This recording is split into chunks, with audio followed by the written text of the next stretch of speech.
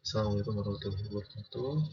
Perkenalkan, saya David Febrian dengan NIM 2002112913 akan mempresentasikan perkembangan ekonomi Indonesia dalam pemenuhan tugas ujian tengah semester mata kuliah Perekonomian Indonesia yang diampu oleh Bapak Dr. Denny Setiawan, SE, MSc.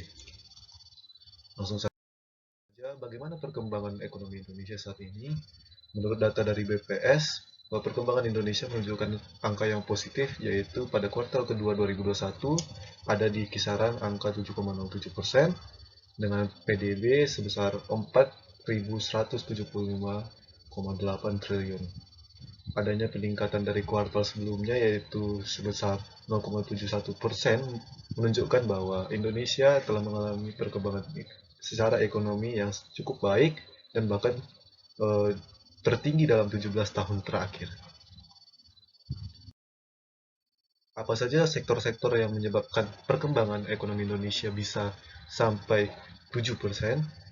Menurut penjualannya, bahwa sektor yang paling berperan besar adalah sektor ekspor dengan presentasi sebesar 31,7%, dan menurut lapangan usaha, sektor perdagangan dan reparasi menjadi yang paling terbesar dengan 9,44%. Sementara itu, pertumbuhan di berbagai wilayah dipimpin masih oleh Pulau Jawa dengan kontribusi sebesar 57,92%. Tetapi untuk angka pertumbuhannya sendiri, ada kabar menggembirakan bahwa Maluku dan Papua mengalami pertumbuhan sebesar 8,75%. Sementara itu untuk yang paling rendah sendiri ada pada Bali dan Nusa Tenggara, yaitu dengan pertumbuhan 3,70%.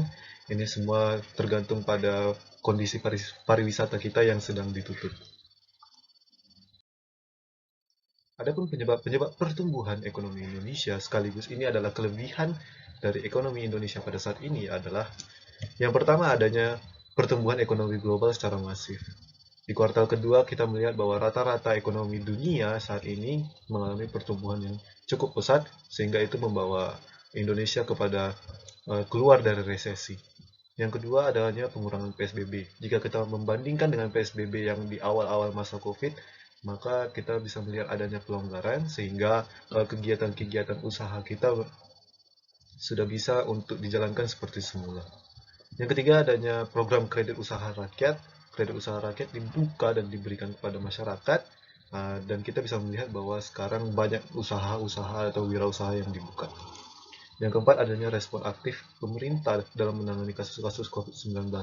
Beberapa kali kita sering mendengar kabar yang membahagiakan bahwa tidak ada kasus kematian akibat COVID-19, dan itu mendorong cerahnya investasi untuk Indonesia.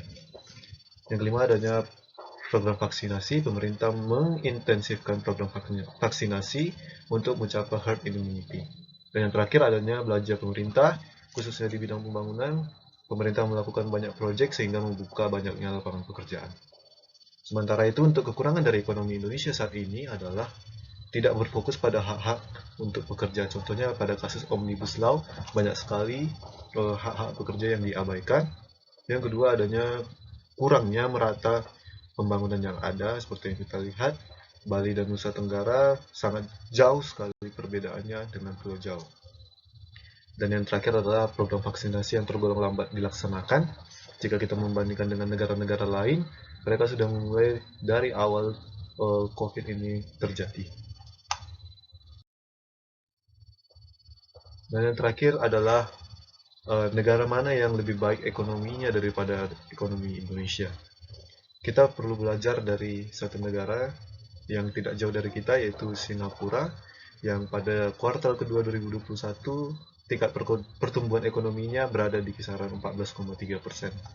Karena sebelumnya ekonomi Singapura di kuartal pertama atau bahkan kuartal-kuartal sebelumnya di tahun 2020 selalu di angka minus, ada yang bahkan minus 20%. Tetapi pada kuartal 2 tahun ini 14,3%. Apa yang bisa kita pelajari dari Singapura? Mereka mengambil kebijakan yang bernama circuit breaker, yaitu semacam PSBB di mana dia mengunci wilayah Singapura semenjak bulan Mei. Dan juga Singapura seperti yang kita tahu membuka sekali banyak program-program vaksinasi sampai mereka dianggap sebagai negara yang sudah melakukan program vaksinasi yang terbaik, di mana ada 70% warganya sudah divaksinasi dosis pertama, dan 5,69 juta vaksin sudah disuntikan pada warganya untuk dosis yang kedua. Jika kita melihat sektor lainnya, industri produksi barang tumbuh sebesar 22,2% dibandingkan tahun lalu. Tetapi masih ada juga sedikit kontraksi di industri konstruksi yang masih terkontraksi pada kuartal pertama 2021.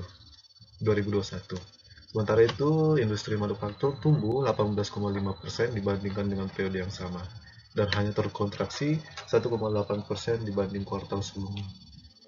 Di sini kita bisa belajar bahwa siapa yang memulai lebih dahulu program vaksinasi bisa keluar dari resesi dengan cepat. Baiklah, itu saja yang bisa saya presentasikan. Lebih kurang mohon maaf. Assalamualaikum warahmatullahi wabarakatuh.